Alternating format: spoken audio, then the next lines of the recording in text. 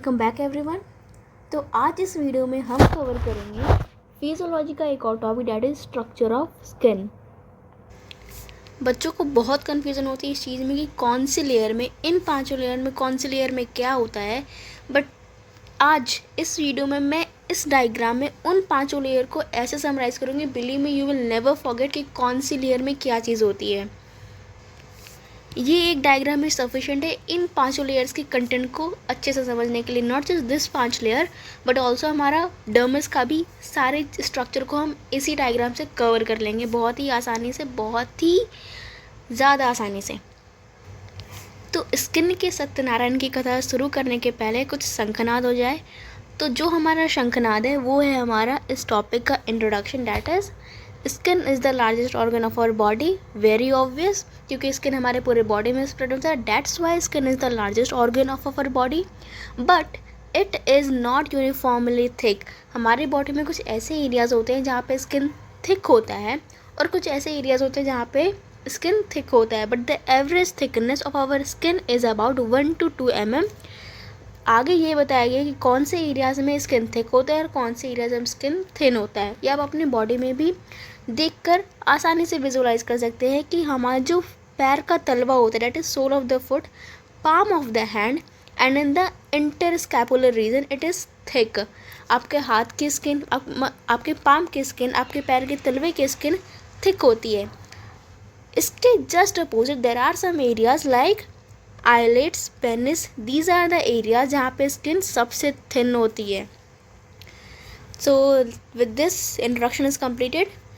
Then we move towards the layer of the skin, and skin is obviously made up of 2 layers. First one is epidermis, which is the outer layer, and the second one is dermis, which is the inner layer. और इस epidermis में भी further 5 layers होते हैं। उन 5 layers के अलग अलग कंटेंट होते हैं जो कि यहाँ पे आप लिखा देख सकते हैं, right. So let's begin. Epidermis is the outer layer of our skin and it is formed by stratified epithelial cell. जितनी भी आप ये पैटर्न नोटिस करेंगे, जितनी भी आउटर थिंग्स होती है उसमें एपिथेलियम होता ही होता है। But one important feature which you should know about epidermis is epidermis में there isn't any blood vessels. तो फिर ब्लड वेसल्स होते क्या है? स्किन में तो ब्लड वेसल की सप्लाई ज़रूरी है क्योंकि every organ needs blood supply. तो फिर स्किन में ब्लड आता कहाँ से? अगर एपिडर्मिस में नहीं होता है तो फिर कहाँ होता है?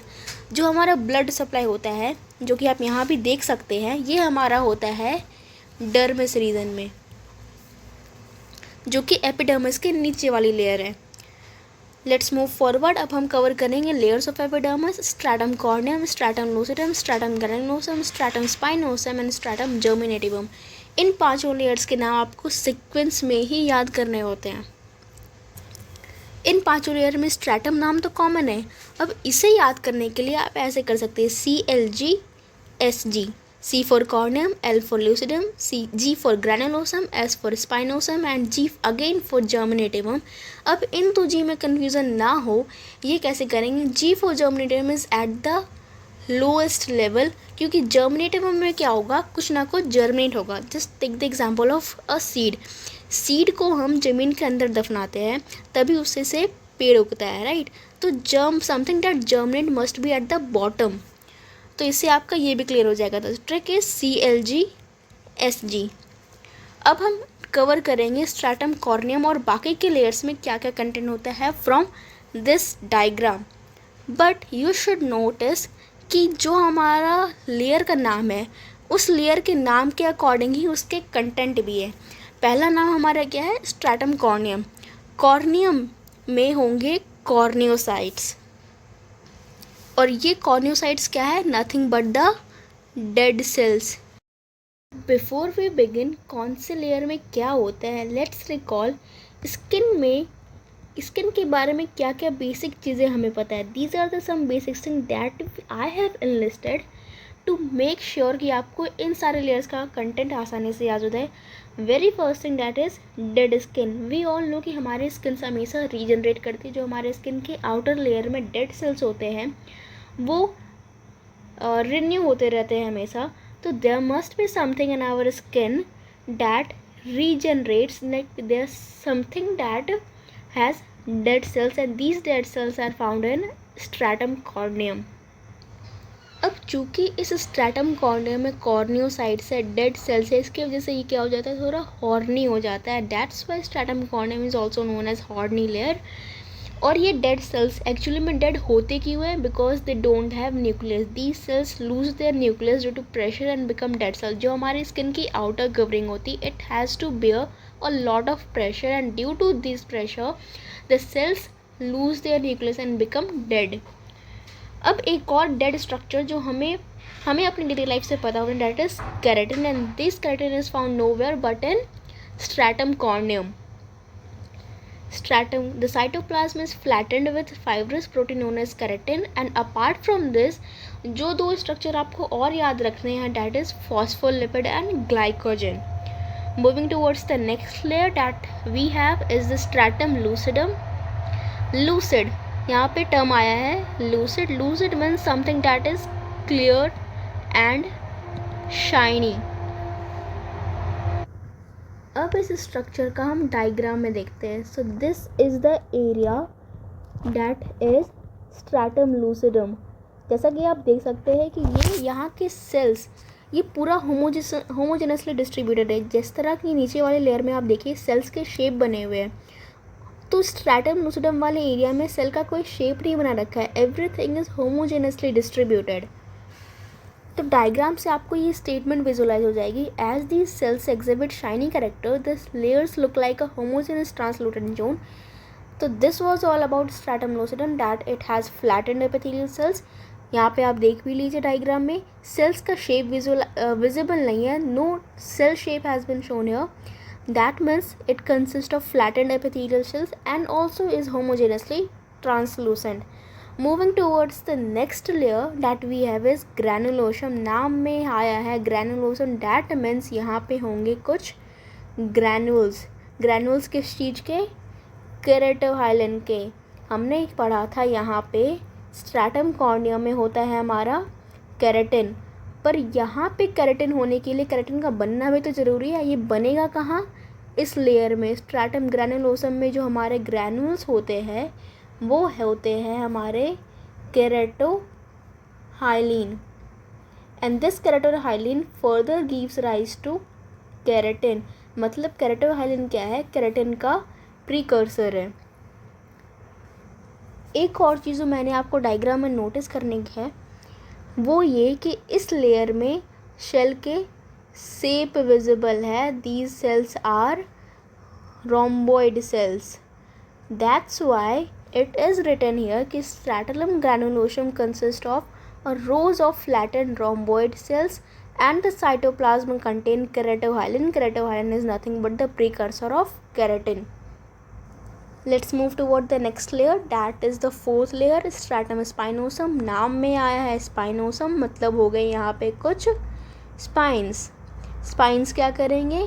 जैसा कि आपने अपनी डेली लाइफ में देखा होगा कि जो स्पाइंस होते हैं, जिस मान लो किसी शूज़ में, फुटबॉल प्लेयर के शूज़ में क्या होते हैं? स्पाइंस लगे होते हैं. वो स्पाइंस क्या कहते हैं? ग्रिपिंग में हेल्प करते हैं. मतलब ये अगर ग्राउंड है तो ये स्पाइंस क्या करते हैं? ग्रिपिंग बढ़ाते हैं, मतलब अटैच करते हैं, होल्ड ऑन करते हैं एक दूसरे इन दो लेयर्स को. The same thing is done by skin hair. This layer of stratum spinosum contains spine that are connected to each other and actually helps the hold each other. That is why it's written here stratum spinosum is also known as prickle cell layer. Prickle actually means nothing but the spine, because the cells of these layers possess some spine-like protoplasmic projections, and these projections are actually connected to each other and help in anchoring process. Now before we move on to the fifth and the last layer of epidermis, let me again take you back to this basic thing that we have earlier looked at. This was the thing that we have covered. The second thing that we have is protection. Very obvious, हम सबको पता है skin का एक major function क्या होता है? Protection का. प्रोटेक्शन से किससे? यूवी रे से प्रोटेक्ट करता है. Apart from that it's the first and forward mechanical barrier जो हमें इन्फेक्शन से भी प्रोटेक्ट करता है. That's form the first line of defence. Skin actually forms the first line of defence. तो प्रोटेक्शन के लिए हमारे पास था stratum corneum and stratum lucidum because these had cells that had degenerated nucleus. Now another basic thing that we know from our daily life is skin is actually responsible for pigmentation. हमारे skin का colour किसके वजह से होता है? वो है melanin की वजह से. तो मेलानिन के लिए भी इन पांचों स्ट्रक्चर्स में, इन पांचों लेयर्स में मेलानिन के लिए कुछ ना कुछ तो होना चाहिए. तो वो जो मेलानिन होता है वो होता है हमारा पांचवें लेयर में, डैट इज स्ट्रैटम जर्मिनेटिवम. नाम में क्या आ रहा है? जर्मिनेटिवम. जैसा कि मैंने शुरू में भी बताया था, it will germinate something. What will it germinate and how will it germinate? Here it is written, the new cells are constantly formed by mitotic division. This is the layer जहाँ पे हमारा mitotic division होता है. जब भी यहाँ हमारे dead cells remove होते हैं तो this layer further gives rise to new cells जो कि हमारे old cells को replace करते हैं. So let's read the text. Stratum germinativum is a thick layer made up of polygonal cells, and among those polygonal cells we have columnar and cuboidal epithelial cells in the deeper part. Here the new cells are constantly formed by mitotic division. That's why the name here is germinativum. The newly formed cells move continuously towards the stratum corneum. यही चीज़ मैंने भी यहाँ बताई थी कि यहाँ पे जो लेयर बनेगा, यहाँ पे जो नए सेल्स बनेंगे वो ऊपर की तरफ मूव करेंगे डेड सेल्स को रिप्लेस करने के लिए, क्योंकि इस लेयर से ही हमारे सारे डेड सेल्स रिमूव आउट होते हैं from our body. Another type of cells called melanocyte. वही चीज़ मैंने बताई. यहाँ बेसिक थिंग में जो हमने देखा था वो था पिगमेंटेशन. पिगमेंटेशन के लिए क्या होता है? मेलानिन. मेलानिन कहाँ से बनता है? मेलानोसाइट से. मेलानोसाइट कहाँ होता है? स्ट्रैटम जर्मिनेटिवम में. Melanocyte produce the pigment melanin which is responsible for the skin colour. From this layer, some projection called retinal ridges extend up to the dermis. Also, इस लेयर से कुछ ridges निकलते हैं जो कि फर्दर नीचे dermis की तरफ जाते हैं. So this completes our 5 layers. चलिए फटाफट से एक बार समराइज़ कर लेते हैं हमने क्या पढ़ा था और कैसे मैंने कहा था कि इसी डायग्राम से सारे पांचों लेयर का कंटेंट याद करवा दूंगी. स्ट्रैटम कॉर्नियम मतलब इसमें डेड सेल्स होंगे. आउटर मोस्ट लेयर है तो ऑब्वियसली डेड सेल्स ही होंगे. क्यों? क्योंकि हमने पढ़ रखा है कि हमारे स्किन का आउटर लेयर जो होता है वो कंटिन्यूसली डेड सेल्स को रिमूव आउट करता है. तो दिस इज द लेयर जहाँ पे डेड सेल्स होंगे. These cells are nothing but the corneocytes. The next layer that we had read is the lucidum. Lucid means clear also. यहाँ पे मैंने बताया था कि ये देखो होमोजेनस है, यहाँ पे सेल के शेप विजिबल नहीं है. That means this is the layer that consist of homogeneous translucent zone. Next layer that we have is granulosum. Granulosum में था ग्रैनुल्स. ये ग्रैनुल्स क्या थे? केराटोहाइलिन थे. केराटोहाइलिन क्या बना रहे थे? हमारा केराटिन बना रहे थे. उसके बाद था हमारा स्ट्रैटम स्पाइनोसम. इसमें देखो ऐसे विजुअलाइज कर लो कि ये जो स्ट्रक्चर है इस ऊपर वाले स्ट्रक्चर को और इस नीचे वाले स्ट्रक्चर को होल्ड ऑन करके रखा है. क्यों? क्योंकि इसमें होंगे प्रिकल्स लाइक प्रोटोप्लाज्मिक प्रोजेक्शन जो कि इन दोनों चीज़ को एंकर करने का काम करेगा. And the last layer that we have is stratum germinativum जिसमें होगा germination of the new cells to replace the old cells that is formed here and also is responsible for melanin production by melanocyte. तो इससे हमारा epidermis का 5 layer cover हो जाता है. Very easy. Next we have is dermis. Epidermis के नीचे वाला area that is dermis. Dermis is the inner layer of the skin and it is a connective tissue layer. जो हमारा एपिडर्मिस था वो एपिथेलियल टिश्यू था और ये है connective tissue which is made up of dense and stout collagen fibre. Again get back to the basic thing. The very famous product of beauty pharma industry is collagen. Old age में wrinkles आते हैं तो क्या देते हैं हम patients को? Collagen देते हैं. अब ये कोलेजन होगा कहाँ हमारे बॉडी में? कोलेजन को बूस्ट करना है तो there must be something in our skin that actually is responsible for the production of collagen. That layer is nothing but the dermis layer. अब आगे के टेस्ट में कोलेजन की प्रॉपर्टी डिस्क्राइब कर रखी है कि ये होल्ड करने का काम करता है, स्टोर करने का काम करता है.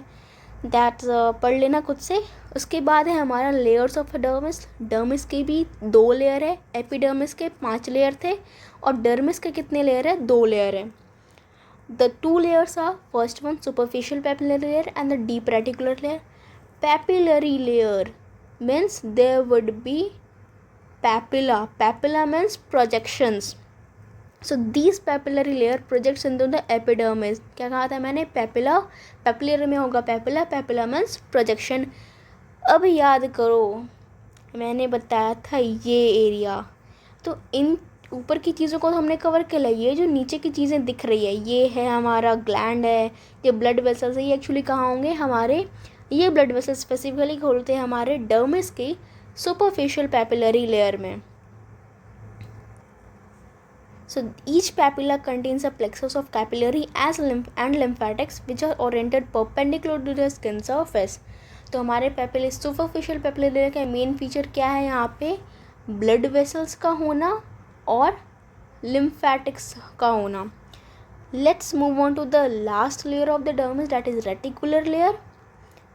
रेटिकुलर लेयर में होंगे हमारे ग्लैंड्स जो कि यहाँ पे शो कर रखे हैं. These are the glands. जो हमारे स्किन होती है, स्किन में पोर्स होते हैं. पोर्स से क्या निकलता है? स्वेट निकलता है. और हमारी फेशियल स्किन में मान लो ये नाक है, नाक में आपने देखा होगा स्किन काफ़ी ऑयली हो जाती है, तो नाक से के पास वाले एरिया से क्या निकलता है? Sebum.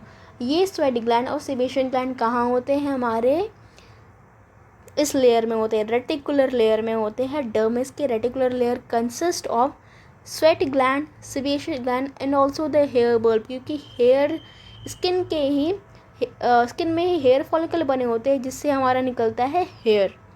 So the reticular layer consist of the hair bulbs for the hair follicle, sweat gland and the sebaceous gland. The reticular layer also contains the mast cell, nerve ending, lymphatics and the epidermal appendages and the fibroblast. Apart from this, blood supply हो गया, sweat gland हो गया, sebaceous gland हो गया. Skin जो protection का काम करती है उसके लिए कुछ इम्यून सेल्स भी तो होने चाहिए. वो इम्यून सेल्स होते हैं यहाँ पे mast cells, and these mast cells are present where? In the reticular layer. एक और बहुत ही बेसिक सा चीज़ जो हमने अपनी डेली लाइफ में एक्सपीरियंस कर रखा है वो क्या है? इंसुलेशन. डैट इज़ हीट को कंजर्व करके रखना. वो कौन करता है? हमारा स्किन करता है. स्किन का कौन सा लेयर करता है? रेटिकुलर लेयर करता है. So this it serves as an insulator to protect the body from excessive heat and cold of the environment. Lot of smooth muscles called arrector pili. Arrector pili basically वो muscles होते हैं जो कि हमारे hair follicle के erection के लिए responsible होते हैं. मान लो आपने कोई डरावनी चीज़ देखी तो आपके रोंगटे तो खड़े हो जाते हैं. ये मान लो हेयर हमारा सोया हुआ था, पर यहाँ पे जो एरेक्टर पिलाई मसल्स होंगे वो क्या करेंगे? इस हेयर को खड़े कर देंगे. तो हमारे रोंगटे खड़े होते हैं ना स्किन के. So that is basically done by erector पिलाई मसल, एंड दिस एरेक्टर पिलाई muscle is found in reticular layer. So with this, our structure of skin, the layers of epidermis and also the dermis is covered. If you like the video, do like, share and subscribe. Thank you so much.